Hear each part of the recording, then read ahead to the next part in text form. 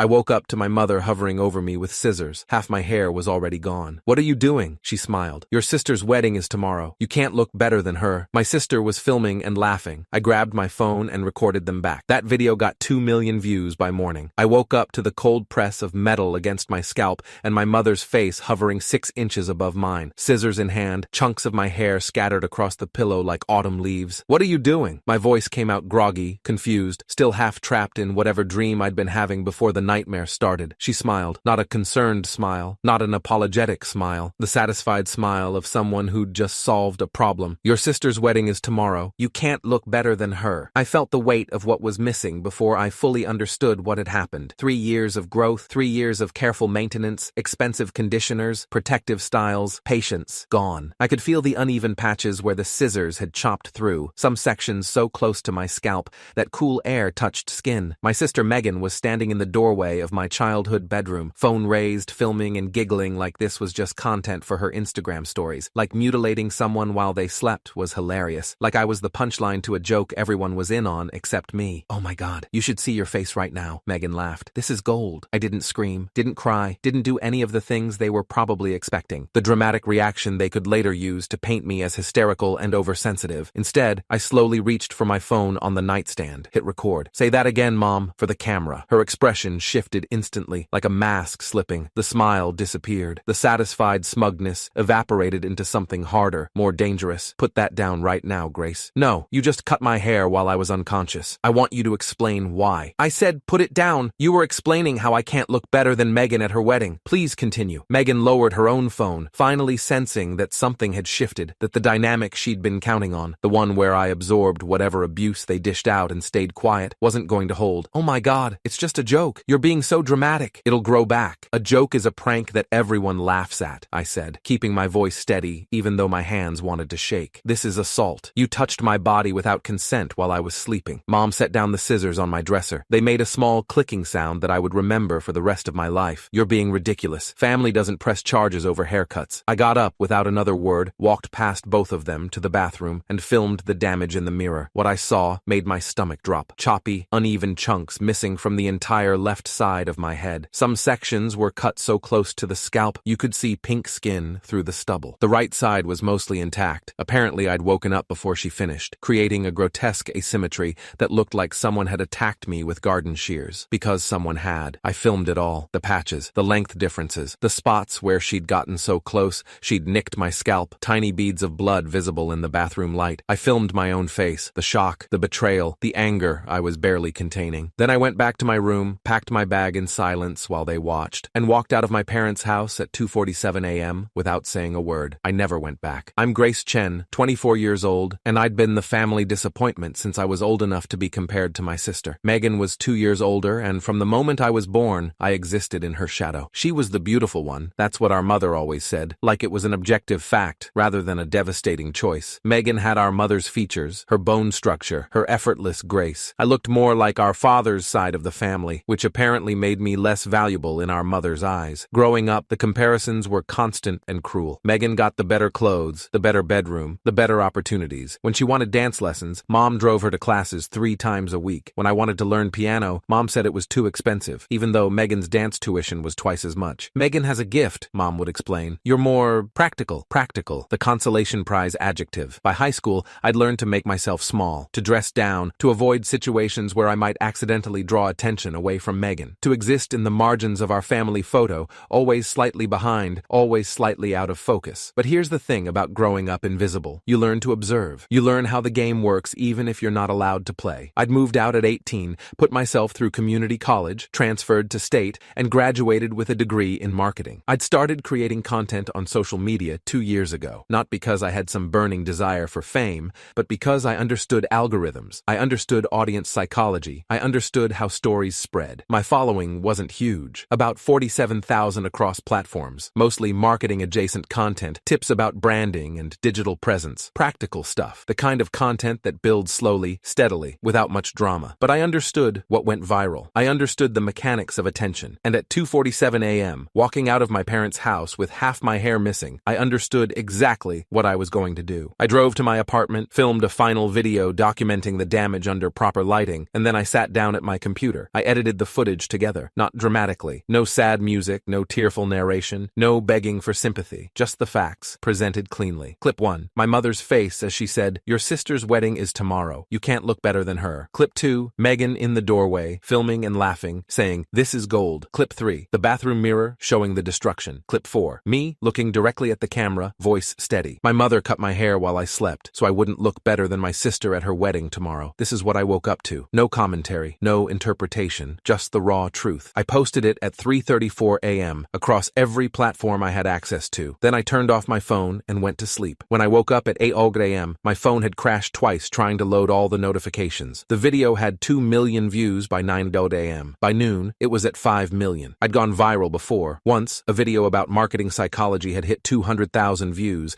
and I'd thought that was big. This was different. This was the kind of viral that changes your life, whether you want it to or not. People had found everything. That's the thing about the internet. Once it decides to care, it really cares. They'd found Megan's wedding registry, her venue, her photographer's business page, her florist, the hotel where the reception was supposed to be held. The venue started getting flooded with one-star reviews from strangers, despite having nothing to do with what happened. "I will never hold an event at a location that supports family abuse," one review said, which was completely unfair to the venue, but impossible to stop. Her photographer, a woman named Sandra Chen, no relation, who ran a small portrait studio in our hometown, posted a statement by 11 a.m. After careful consideration and review of recent events involving a client, Chen Photography has decided, "We are no longer affiliated with the Henderson Miller wedding. We wish all parties the best, but cannot in good conscience continue our professional relationship." Sandra told me later, after everything died down, that she'd been getting threatening messages and had worried about her other clients finding out she was photographing the sister who laughed while her mom assaulted someone. She felt terrible about backing out, but she had a business to protect. I understood. I didn't blame her. 3 of Megan's bridesmaids publicly dropped out by 2 p.m.,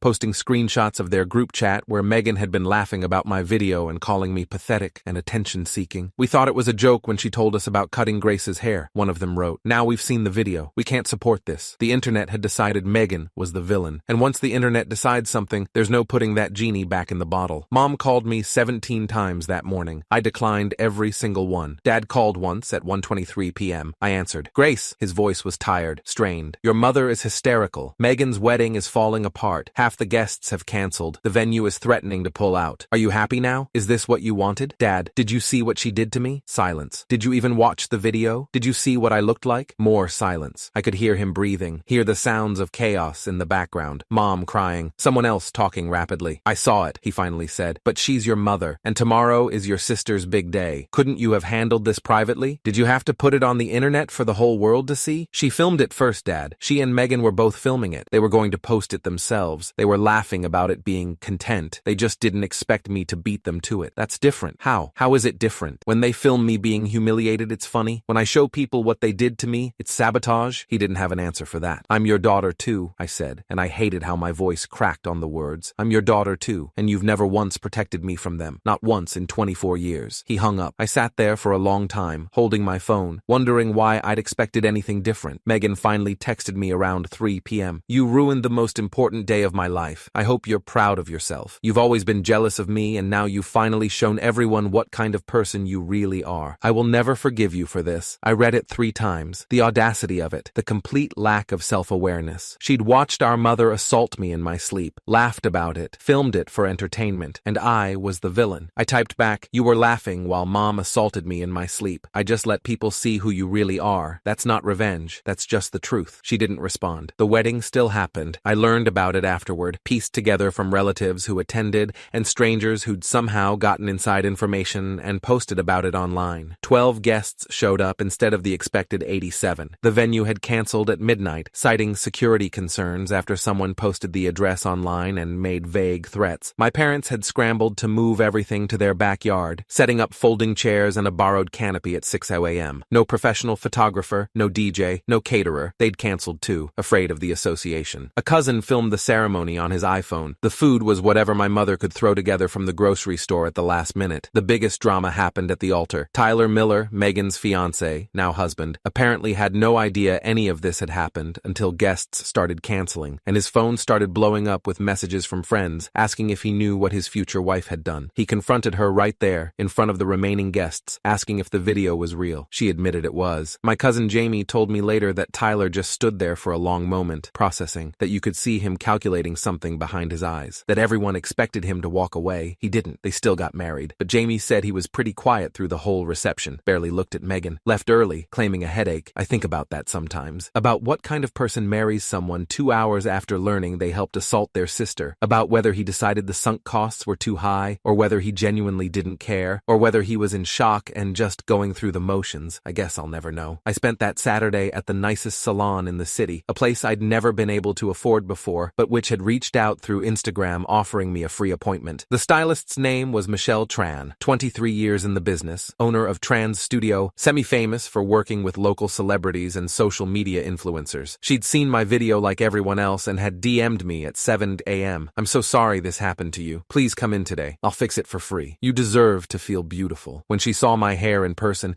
she actually gasped. "Oh honey, oh no, they really did a number on you. Can you fix it?" She studied the damage, turning my head gently this way and that, assessing the situation. "I can work with this. It's going to have to be short, but short can be stunning. Do you trust me?" I did. Somehow I did. 3 hours later, I walked out with a pixie cut that somehow looked better than my old style had. Michelle had shaped it to my face, added subtle layers that drew attention to my eyes, made the asymmetry look intentional and edgy rather than mutilated. "You have beautiful bone structure," she said as I stared at my reflection. "I don't know why anyone would want to hide that." I cried then, finally cried, not because of the hair, but because a stranger had shown me more kindness in one morning than my mother had in 24 years. Michelle refused to charge me anything. She did ask if she could post about the transformation on her business page, and I agreed. That video got another 3 million views. Her booking calendar filled up for 6 months. Something good came out of something terrible. I try to remember that. 2 weeks later, Mom showed up at my apartment. No warning, just appeared at my door at 2 p.m. on a Tuesday, looking like she hadn't slept since the wedding. "Grace, please, can we talk?" I stood in the doorway, not letting her in. "About what?" "I made a mistake. I got caught up in making everything perfect for your sister. I wasn't thinking. The pressure, the stress, you know how I get before big events. You were thinking clearly enough to wait until I was asleep. I was worried you'd wake up and stop me if I tried while you were conscious." She said it like this was a reasonable explanation, like the premeditation made it better rather than worse. "Mom, do you hear yourself? You're describing assault. You're describing deliberately waiting until I couldn't defend myself. It was just hair. It was my body, my autonomy, my choice. You took that from me because you cared more about how pictures would look than about treating me like a human being." She started crying, the tears she probably thought would fix everything, the tears that had always worked on Dad, on relatives, on anyone who dared to criticize her. "I want to fix this," she said through the tears. "I want us to be a family again. Megan's not speaking to me either. Tyler's barely speaking to Megan. Everything's falling apart. Please, Grace, tell me what I can do." I looked at this woman who'd given birth to me, raised me, and never once seen me as anything more than a supporting character in my sister's story. This woman who'd cut my hair while I slept and smiled about it, who'd made me feel ugly and worthless and small for as long as I could remember. "You can't fix this," I said. "Hair grows back. Trust doesn't." She left crying. Part of me felt guilty, the part that had been trained since childhood to manage her emotions, to make her feel better, to prioritize her comfort over my own well-being. A bigger part of me felt free. Megan never apologized, not once. She blocked me on every platform, blocked my phone number, sent a mass email to extended family explaining that I had sabotaged her wedding over a minor prank and proven once and for all that she has serious mental health issues. Some of them believed her. Aunt Carol sent me a lecture about family loyalty and forgiveness. Uncle Robert left a voicemail saying I should be ashamed of myself for airing private matters in public. But most of them didn't buy it. Not after seeing the video. Not after watching Megan laugh while our mother stood over me with scissors. The footage was too clear,